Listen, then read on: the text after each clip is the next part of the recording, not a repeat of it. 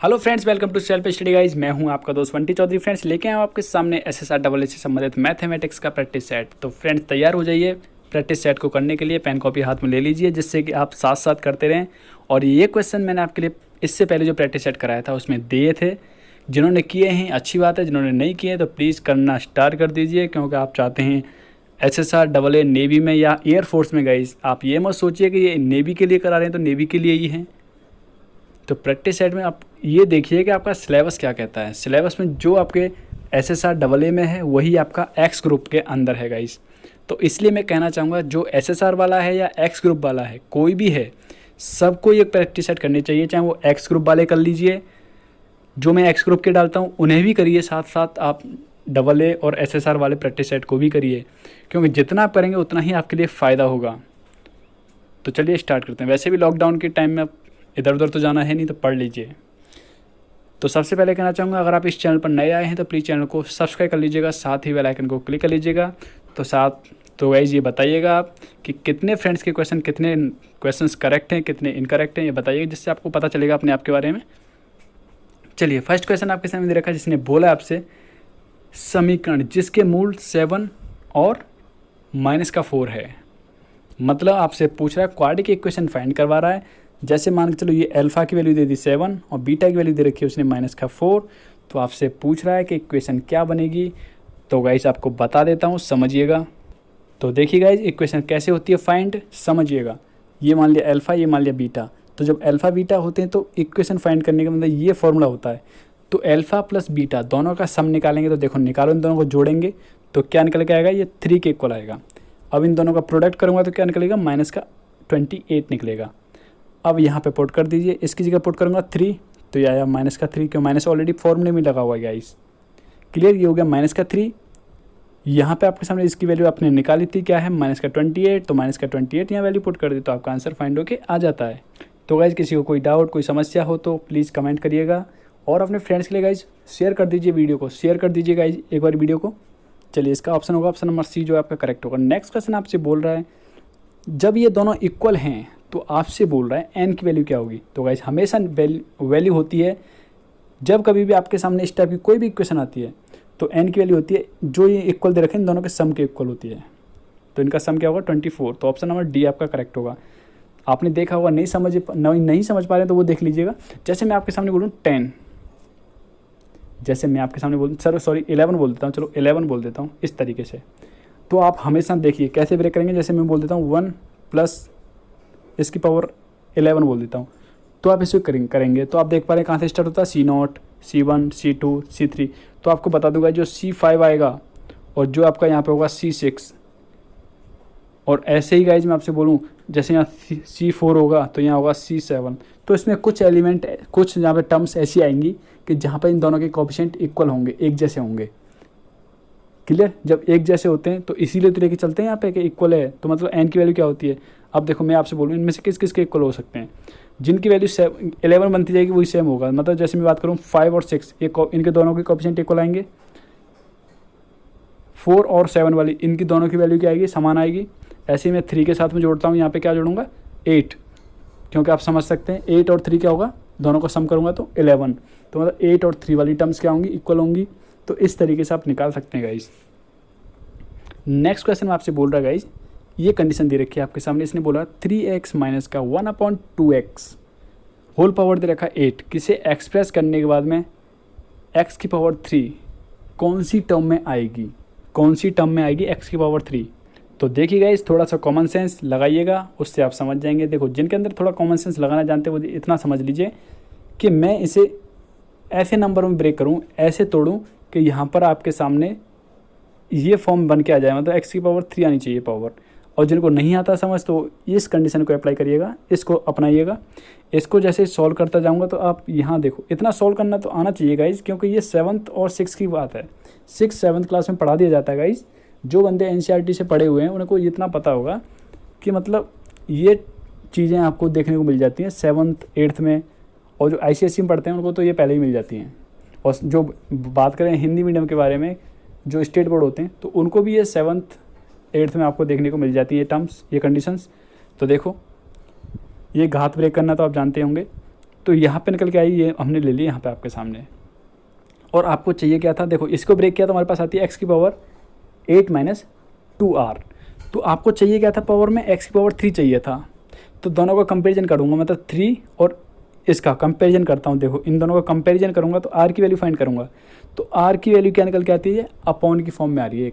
देख लीजिए किस फॉर्म में आ रही है, 5/2 की फॉर्म में आ रही है। अगर ये निकल के आ जाता x की वैल्यू 5 तो आप डायरेक्टली कर लेते, तो आप बता सकते थे x की पावर 5, सॉरी r की पावर 5 आती, आपके सामने r की पावर 5 आती तो आप बोल देते कि कौन सी टर्म होगी, 6th टर्म होगी। क्योंकि आप जानते हैं C1 C2 C3 मतलब C0 से स्टार्ट हो रहा है।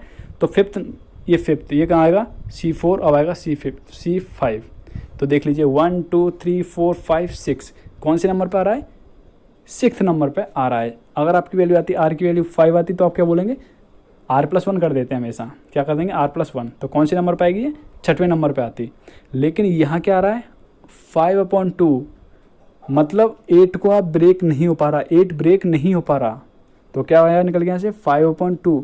तो मतलब ऐसी कोई भी कंडीशन नहीं आएगी, ऐसी r की वैल्यू कुछ नहीं है, कुछ नहीं ले सकते कि यहाँ पर आपके सामने आ जाए निकल के x की पावर 3। तो आप यहाँ पे क्या बोलेंगे, इनमें से कोई नहीं, ऑप्शन नंबर डी आपका करेक्ट होगा। नेक्स्ट क्वेश्चन आपके सामने दे रखा है गाइज, ये आपसे पूछ रहा है इसकी वैल्यू क्या होगी। तो देखिएगा कैसे करेंगे सॉल्व। यहाँ पे देख सकते हैं आपके सामने ये कंडीशन दे रखी है, इसे हमने मान लिया k के इक्वल। तो यहाँ k के इक्वल मान लिया, तो देखो log a निकाल लूँगा मैं यहाँ से, इसको लेके और इसको लेके, फर्स्ट को लेके और k को लेके निकाला, तो ये निकला इक्वेशन फर्स्ट। अब इसको लेके और k को लेके सेकेंड, थर्ड वाली कंडीशन को लेकर और k को लेके निकली इक्वेशन थर्ड। ये निकल जाती हैं आपके सामने तीनों इक्वेशन। और आपसे वैल्यू पूछ रहा है इसकी, इसे मान लिया हमने टोटल को y के इक्वल मान लिया। किसके इक्वल, y के इक्वल ले लिया, ये ले लिया y के इक्वल। तो मैंने क्या किया, दोनों तरफ log ले लिया। तो log लेने पर आप समझ सकते हैं जब मल्टीप्लाई में होती हैं चीज़ें तो क्या चली जाती है, प्लस की फॉर्म में आ जाती हैं इस तरीके से। तो प्लस की फॉर्म में आ जाती है, यहाँ पे देख सकते हैं। और जो पावर होती है कहाँ जाती है, मल्टीप्लाई की फॉर्म में आ जाएगी। यहाँ पे जैसे ये आ गई, ये v आ जाएगा इसके साथ में मल्टीप्लाई में, ये आ गया c आ जाएगा इसके साथ मल्टीप्लाई में, ये आ गया आपके सामने। अब मैं क्या करूँगा देखिएगा, यहाँ से आप क्या करेंगे, इतना आने के बाद में अब log a की वैल्यू इक्वेशन फर्स्ट से पुट कर दीजिए। ये कर दिया, क्योंकि a तो मल्टीप्लाई में था ही, तो a मल्टीप्लाई में कर दिया तो ये निकल के आया। सिमिलरली log b की वैल्यू ये पुट कर देंगे, log c की वैल्यू ये पुट कर देंगे। तो पुट करने के बाद ऐसे सॉल्व करेंगे, या k कॉमन ले लो सब में से, तो k कॉमन ले लिया तो ये बनता है सबका। तो ये बनेगा, तो आप देख लीजिए सब आपस में कर देंगे, 20 या माइनस का है, ये प्लस का है, ये माइनस का है, ये प्लस का है, ये माइनस का है, ये प्लस का है। तो सब कट के मतलब 0। और आप समझ सकते हैं log y इक्वल टू क्या है, 0। और जब y निकालूंगा y की वैल्यू तो क्या हो जाएगा, e की पावर 0। क्योंकि आप समझ सकते हैं यहाँ पे कोई वेस नहीं होता तो हमेशा क्या होता है, e होता है। तो e की, क्योंकि आपको मैंने बताया था इस तरीके से कि यहाँ आपके सामने लिखा हुआ है, यहाँ e लिखा हुआ है और आपके सामने देखा है यहाँ x, तो आप क्या करेंगे, a तो यहीं रहेगा और ये क्या हो जाएगा, e की पावर, जो यहाँ बेस में होता है इसकी पावर हो जाती है ऊपर। ये क्लियर। तो देखो यहाँ पे क्या दे रखा है आपके सामने क्वेश्चन में, यहाँ पे तो दे रखा है ऐसे ही सेम, यहाँ तो e है और यहाँ क्या दे रखा है, y, और एक कॉलम क्या दे रखा है 0। तो मैंने क्या बोला था, y तो यहाँ कहते रहेगा और इसकी पावर में हो जाएगा ये 0। तो आप जानते हैं किसी भी नंबर की या किसी वेरिएबल की पावर अगर 0 तो उसका वैल्यू हमेशा क्या बन जाती है, 1 के इक्वल आ जाती है। क्या होती है, 1 के इक्वल आ जाती है। तो y की वैल्यू क्या निकल के आती है, 1। तो y हमने किसको लेट कर रखा था, y हमने लेट कर रखा था आपके सामने इस वैल्यू को, ये y के इक्वल था। तो यहाँ से क्या निकल के आई आपकी वैल्यू 1। तो गाइस यहाँ पे आपका जो आंसर होगा 1 होगा, option number D. Next question आपसे पूछ रहा है, ये 2 लाइन की इक्वेशन दे रखी है, आपसे पूछ रहा है ये लाइन जो है किस टाइप की लाइन है, संपाती हैं या समांतर हैं या प्रतिच्छेदी हैं। तो आपको बताना है किस टाइप की लाइन है। तो देखो एक तो तरीका क्या कहता है, यहाँ से y की वैल्यू निकालूँ इससे, तो एक इक्वेशन बन के आएगी, मतलब इस फॉर्म में, इस तरीके की फॉर्म में बन के आ जाएगी। ऐसे ही यहाँ से निकालूंगा तो ये फॉर्म में निकल के आ जाएगी। यहाँ से एक और दूसरी इक्वेशन इस वाली से, मतलब y का कोएफिशिएंट 1 बनाना है यहाँ पे हमें। तो मतलब केवल और केवल y की वैल्यू निकालनी है इस इक्वेशन से, और केवल इसकी वैल्यू निकालनी है आपको यहाँ से भी y की वैल्यू। और जो गाइज आपके सामने, जैसे यहाँ मैं आपके सामने लिखता हूँ ये m x, और जो मैं लेता हूँ आपके सामने, जब y की वैल्यू निकाल लेंगे तो कोएफिशिएंट ऑफ x, तो फर्स्ट इक्वेशन से निकालेंगे कोएफिशिएंट ऑफ x, मान लेते हैं m1 निकलता है। तो ऐसे यहाँ से निकालेंगे, यहाँ से निकलता है मान लो m2। इन दोनों का प्रोडक्ट अगर -1 के इक्वल आ जाता है तो आप क्या बोलेंगे, ये दोनों लाइन क्या है, एक दूसरे के परपेंडिकुलर हैं, मतलब 90 डिग्री का एंगल पे आप एक दूसरे को 22 मतलब कट कर रही हैं। क्लियर।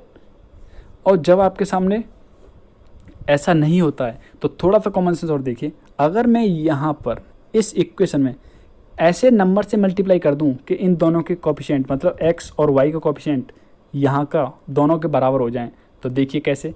अगर मैं करता हूँ इसमें 3 का मल्टीप्लाई पूरी इक्वेशन में, तो क्या होगा 3x और 3 का मल्टीप्लाई इसमें किया तो 6y और यहाँ 1 में किया तो 3 = 0। अब देखो एक इक्वेशन ये दे रखी है, तो आप थोड़ा सा कॉमन सेंस लगाइए। देखिए यहाँ पे x का कोफिशिएंट क्या है 3 और यहाँ पे क्या बन गया 3, यहाँ पे क्या है 6 तो यहाँ पे भी क्या है 6 और यहाँ पे क्या है आपके सामने 3। तो इससे कोई मतलब नहीं होता। मतलब यहाँ पे आपके सामने कंडीशन क्या बन रही है, अगर आप इससे समझ गए होंगे तो आप सीधा सीधा कर सकते हैं कि जब भी आपके सामने कुछ ऐसा नंबर से मल्टीप्लाई करके कोफिशिएंट इक्वल हो जाते हैं तो आप बोल सकते हैं वो क्या होंगी, समांतर होंगी।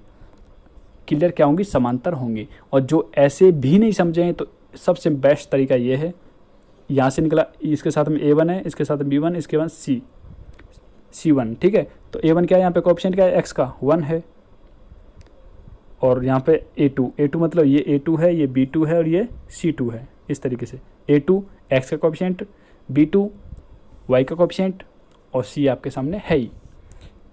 तो कंडीशन क्या बन रही है आपके सामने, ये कंडीशन बन के आ रही है और ये क्या है, नॉट इक्वल टू C1/C2।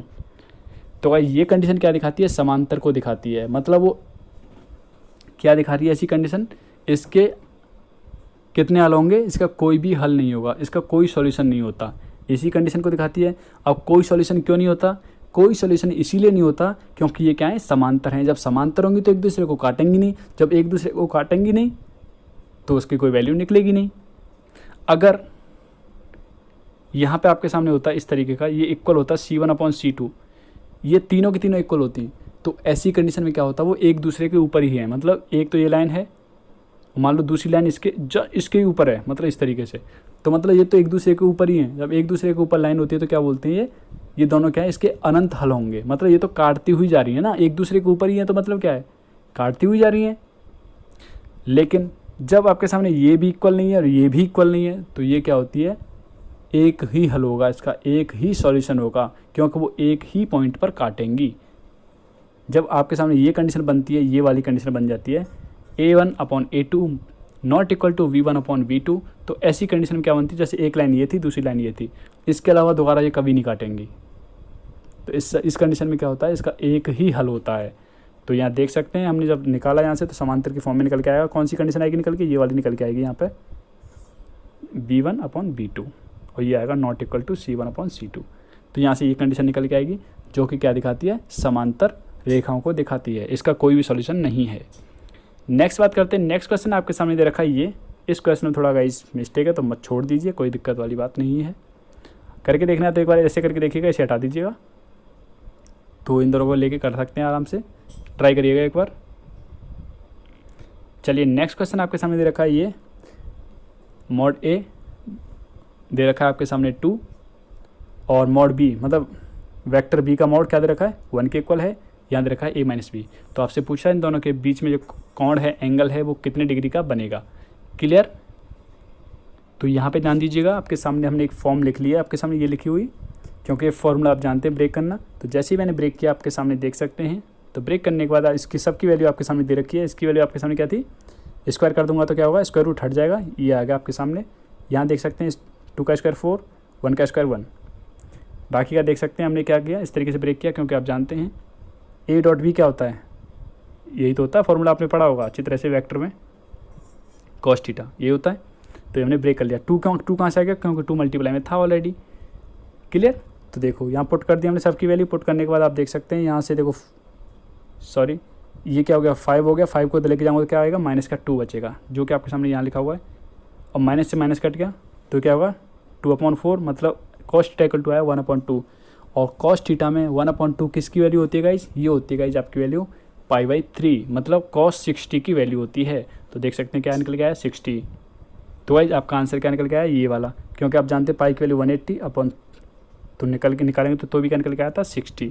तो इस फॉर्म में भी दे सकता है आंसर और इस फॉर्म में भी दे सकता है जो आपके सामने दे रखा है। तो दोनों ही ऑप्शन में आपके सामने किसी भी कंडीशन में दे सकता है, ऐसे दे दे तो भी सही है, ऐसे देगा तो भी सही होगा। चलिए नेक्स्ट क्वेश्चन आपसे क्या बोल रहा है, इसने बोला है एक सिक्के को 2 बार उछाला जा रहा है। तो एक सिक्के में कितनी कंडीशन होती हैं टोटल, दो ही कंडीशन होती हैं, या तो वो टेल होगा या फिर उसमें हेड होगा, क्लियर, या तो वो चित होगा या फिर पट होगा, क्लियर। तो दो ही कंडीशन बनती हैं। अब उसने एक ही सिक्के को 2 बार उछाला तो पावर लगा देंगे 2। अगर बोलता कि एक सिक्के को 3 बार उछाल रहा है तो पावर 3। अगर बोल देता तो 4 टाइम्स उछाल रहा है तो पावर 4। इस तरीके से हो जाता है। तो देख सकते हैं, तो क्या बनेगा यहाँ 2 की पावर 2, क्योंकि 2 बार उछाल रहा है। तो यहाँ क्या आ जाएगा इक्वल में अपॉन होता आएगा 4। क्लियर, ये तो क्लियर हो गया। अब देखो उसने बोला क्या, कंडीशन क्या दी है, उसने बोला है दोनों बार चिता रहा है, तो दोनों बार चिता रहा है तो पावर, दोनों बार चिता रहा है 2, तो 2 से काटा तो क्या है 1/2। तो ऑप्शन नंबर बी आपका करेक्ट होगा। नेक्स्ट बात करते हैं। नेक्स्ट क्वेश्चन आपसे बोल रहा है, ये क्वेश्चन दे रखा है आपके सामने, बोल रहा है आपकी वैल्यू क्या निकल के आती है इसकी, देखिएगा। एक तो आपने ये मेथड पढ़ा होगा, कैसे देखिए, 0 आपने पढ़ा होगा इस तरीके से, -1 अपॉन में x है, तो इसकी वैल्यू डायरेक्टली क्या होती है 1 के इक्वल होती है। क्या होती है, डायरेक्टली 1 के इक्वल होती है। मतलब सिंपली ये है कि यहाँ पे अप्लाई करो, ऊपर यहाँ पे अप्लाई किया 0 तो क्या होगा 1 - 1, नीचे भी क्या आएगा 0 आएगा, तो 0/0 की फॉर्म आएगी अगर लिमिट अप्लाई करेंगे तो। लेकिन आप डायरेक्टली याद कर लो कि डायरेक्टली इसकी वैल्यू क्या होती है 1 होती है। क्योंकि अब देखो क्या करूँगा, इसको 2 तरीके से कर सकते हैं सॉल्व। क्या करूँ, देखिए यहाँ पे क्या कर रहा हूँ, 1 मैंने क्या किया माइनस किया, और 1 ही मैंने ऐड किया, बाकी का आपके सामने दे रखा है माइनस का, इस तरीके से दे रखा नहीं दे रखा। यहाँ पे मैंने 1 ही ऐड किया है, 1 ही अपनी तरफ से सब्ट्रैक्ट किया है, देख सकते हैं अपॉन में क्या x, यूँ कहते हूँ। अब देखो लिमिट आपके सामने दे रखी है, लिमिट को छोड़ दीजिए, अभी लगा दूंगा लिमिट। तो देखो यहाँ से बन के आई आपके सामने एक कंडीशन तो बन के आती है इस तरीके से, अपॉन x, ये हमने अलग कर लिया। अब देखो यहाँ से देखो इस वाली कंडीशन को, यहाँ से अगर माइनस मैंने कॉमन ले लिया बाहर, क्या कर लिया माइनस कॉमन ले लिया मैंने यहाँ से बाहर, तो माइनस कॉमन लूँगा तो क्या बन के आता है ये देखिएगा आप, यहाँ से सॉरी इस तरीके से प्लस आया, प्लस है यहाँ पे, तो ये कंडीशन अलग कर लेता हूँ, ये वाली कंडीशन। तो ये क्या लिख दिया, इस तरीके से लिख दिया है अपॉन x। तो भाई इसकी वैल्यू 1 प्लस इसकी वैल्यू 1, तो 1 + 1 क्या होगा 2 हो जाएगा आपका आंसर निकल के। और दूसरा तरीका क्या कहता है, दूसरा तरीका कहता है जब आपके सामने 0/0 की फॉर्म बन रही है तो आप सीधा क्या करेंगे DL हॉस्पिटल लगा दीजिए। DL हॉस्पिटल क्या कहता है, ऊपर का डिफरेंशिएट ऊपर कर लीजिए, तो कर लिया e⁻x का डिफरेंशिएट e⁻x। अब मैं इसका करूँगा, इसका डिफरेंशिएट करूँगा तो क्या आएगा माइनस का ये आएगा निकल के। तो देख लीजिए अब इसका किया, और ऑलरेडी देखो ये माइनस में आएगी ना वैल्यू, क्या निकल के आ रही है माइनस का ये निकल के आएगा, इसका डिफरेंशिएट किया तो ये, इसका डिफरेंशिएट करूँगा तो ये आएगा निकल के। तो यहाँ देख लीजिए जब मैं यहाँ पे पुट करूँगा ये वैल्यू, तो देखो माइनस माइनस प्लस बन जाएगा इस तरीके से। और अब आप यहाँ पे लिमिट अप्लाई कर दीजिए, लिमिट अप्लाई करेंगे सीधी सीधी यहाँ पे करिए, क्या हो जाएगा ऊपर 0 प्लस, और यहाँ पे भी क्या हो जाएगा पावर 0, माइनस के साइन से कोई फ़र्क नहीं पड़ने वाला 0 पर, ठीक है। तो आप जानते हैं किसी की पावर 0 होती है तो क्या होती है 1, इसकी पावर भी क्या है 0, तो क्या हो जाएगा 1, तो 1 + 1 2 हो जाएगा। और दूसरा मेथड आपके सामने मैंने यहाँ लिख रखा है, देख लीजिए ऐसे भी कर सकते हैं।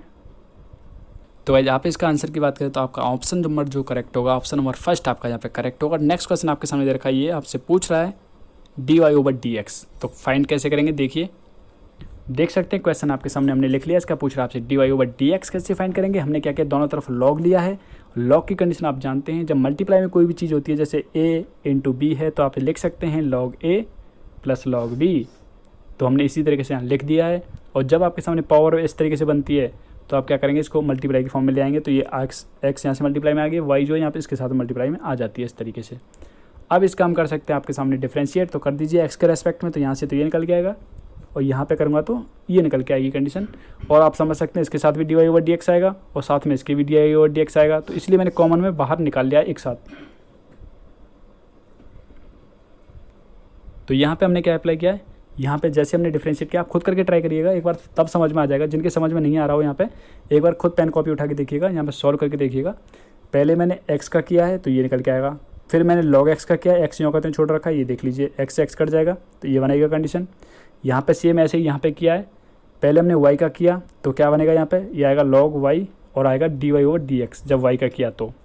अब प्लस, अब मैं क्या किया, y को यूँ कहते हैं छोड़ा, अब मैंने log y का किया तो log y का किया तो 1/y, और यहाँ जाएगा dy/dx। तो इसलिए dy/dx यहाँ भी है यहाँ भी है, इसलिए मैंने एक साथ ही कॉमन बाहर निकाल लिया है। जिनकी समझ में नहीं आ रहा था वो समझ गए होंगे अब। तो ये निकल के आई यहाँ पे ये कंडीशन। तो यहाँ से देखो dy/dx निकाला तो ये निकल के आ जाएगा इस तरीके से, क्योंकि आप इस कंडीशन को लेके जाएंगे इधर तो ये हो जाएगा माइनस में, और डिवाइड करूँगा मैं इससे तो ये निकल के आया।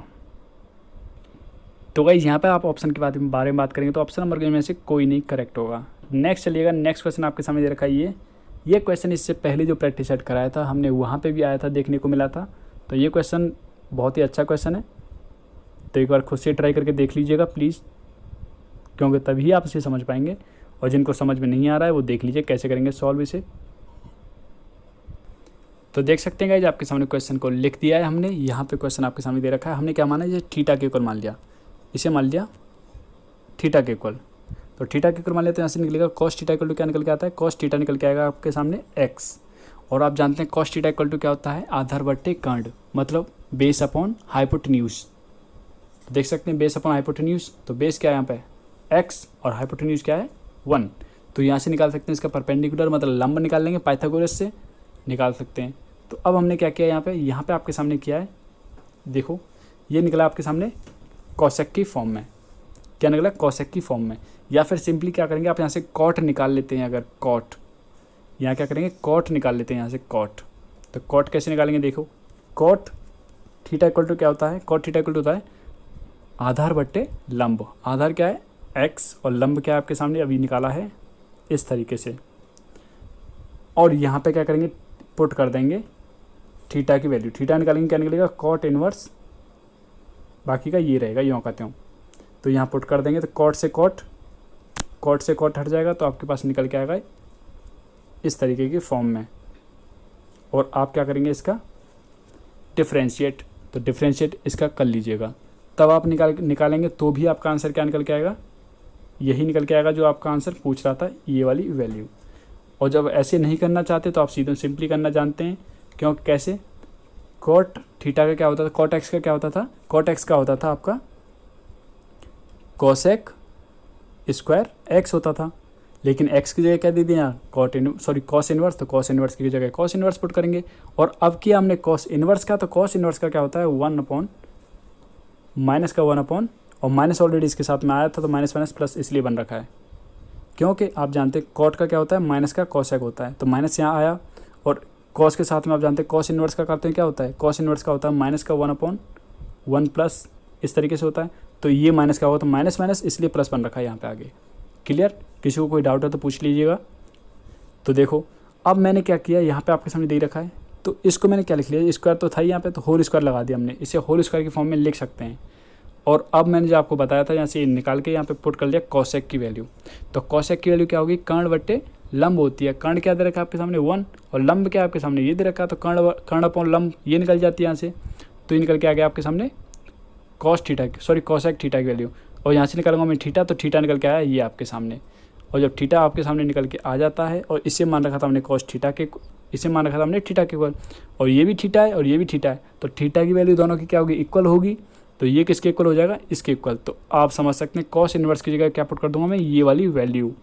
तो जैसे मैंने कॉस इनवर्स की जगह ये वैल्यू पुट की, यहाँ पे देख सकते हैं, तो अब क्या होगा, कॉस से cos cancel out.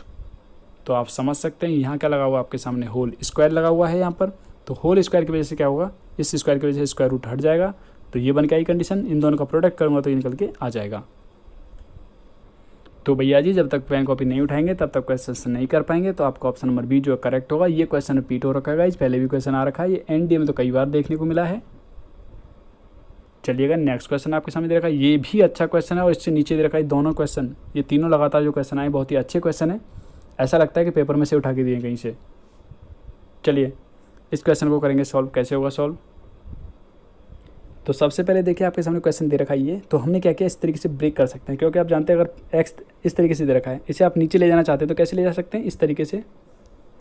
Power change हो जाती है, पावर पॉजिटिव होती है तो नीचे ले जाने पे क्या हो जाएगी, नेगेटिव हो जाएगी।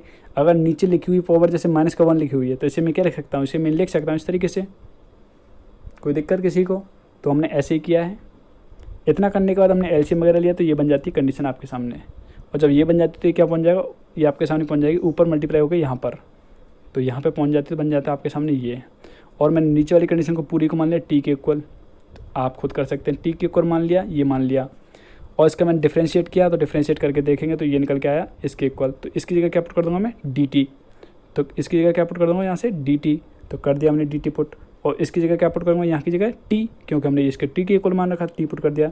तो आप जानते हैं 1/t का आप निकालते हैं इंटीग्रेशन तो क्या होता है log t के इक्वल। और आप क्या करेंगे, t की वैल्यू पुट कर देंगे यहाँ पर, t की वैल्यू हमने यहाँ पुट कर दी है, तो आपका आंसर निकल के आ गया है। तो गाइज आपका जो ऑप्शन होगा ऑप्शन नंबर बी जो है यहाँ पे करेक्ट होगा गाइज। तो उम्मीद करता हूँ इतना समझ पा रहे होंगे, और साथ ही अगर कोई दिक्कत रह जाए तो कमेंट करके बताइएगा, और कैसी लगी वीडियो ये भी फीडबैक आप अपना ज़रूर दे के जाइएगा। चलिएगा नेक्स्ट क्वेश्चन आपके सामने दे रखा है, ये आपसे पूछ रहा है इसकी वैल्यू क्या होगी, कैसे फाइंड होगा, समझिएगा, ध्यान दीजिएगा इस पर। तो देख लीजिएगा इस क्वेश्चन आपके सामने लिखा हुआ है, ये क्वेश्चन दे रखा था। तो गाइज हमने क्या किया, 1 प्लस ये, मतलब आप जानते हैं साइन एक्स को इस तरीके से ब्रेक कर सकता हूँ, क्योंकि जिनके समझ में नहीं आए वो यहाँ से समझ जाएंगे। 2 sin x cos x, तो गाइज ये किसके इक्वल होता था, ये होता था गाइज आपका sin 2x के इक्वल। क्लियर। जब देखो मैंने यहाँ पे दे रखा है sin x, तो मैंने क्या किया, साइन का आधा कर दिया, सॉरी इसका x थीटा का आधा कर दिया, तो थीटा से आधा कर दिया तो यहाँ क्या बन जाएगा, x बन जाएगा। तो यहाँ भी करना पड़ेगा हमें आधा, यहाँ भी करना पड़ेगा आधा। तो समझ गए साइन एक्स को क्या लिख सकता हूँ मैं, ये वैल्यू लिख सकता हूँ, नहीं लिख सकता, तो ये वैल्यू हमने यहाँ पे लिख दी है। बाकी का ये देख लीजिए, जब आपके सामने फार्मूला ये है, ये होता है फार्मूला, तो हमने क्या कर दिया, 2 थीटा की जगह, समझिएगा 2 थीटा की जगह मैंने पुट कर दिया x, मतलब 2 थीटा को रिप्लेस किया मैंने x से, तो ये यहाँ पर निकल के आया x। तो यहाँ पर देखो थीटा की जगह क्या निकालूंगा, तो थीटा निकालिए यहाँ से, क्या निकल के आएगा x/2, तो थीटा की जगह यहाँ पे पुट होगा आपके सामने x/2। तो सिमिलरली देख सकते हैं यहाँ पे, तो ये बन जाता है इस तरीके से। तो अब क्या करेंगे आप यहाँ पे, अब आप क्या करेंगे, इसका मल्टीप्लाई इससे हो जाएगा और इसका मल्टीप्लाई फिर इसके साथ भी होगा।